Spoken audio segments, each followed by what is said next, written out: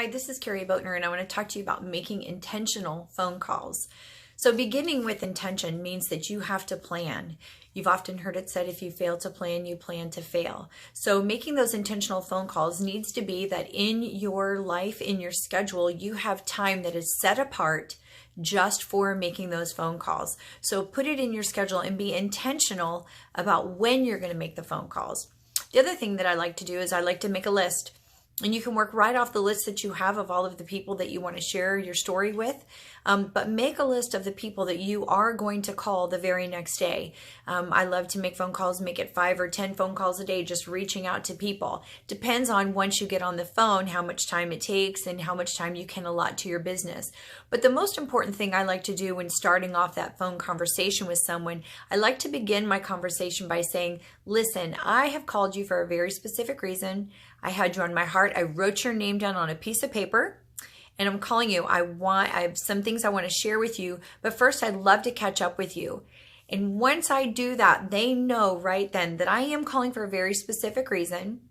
And then I get into and I let them know we'll talk about that. But first, I want to find out what they've been up to. So I put form into place. First, I talk about their family, ask them questions. I talk about their, how their job is going, their occupation. I talk to them about their recreation. What have they been doing with their sport, or are they been working out? And then from there, I can find a way to kind of weave what I'm calling them about by using the things that they've just told me about form. I can then take what I wanted to share with them with my story and bring that together with what I learned from form. So the real important thing here is to make sure that you make a connection with people first. You have to have your friendship first, your relationship has to be first, and then business is later. But you greatly respect your prospect when you get on the phone first and let them know, hey, listen, I am calling for a very specific reason, but first, I want to follow up with you. I want to find out how things are going with you and your family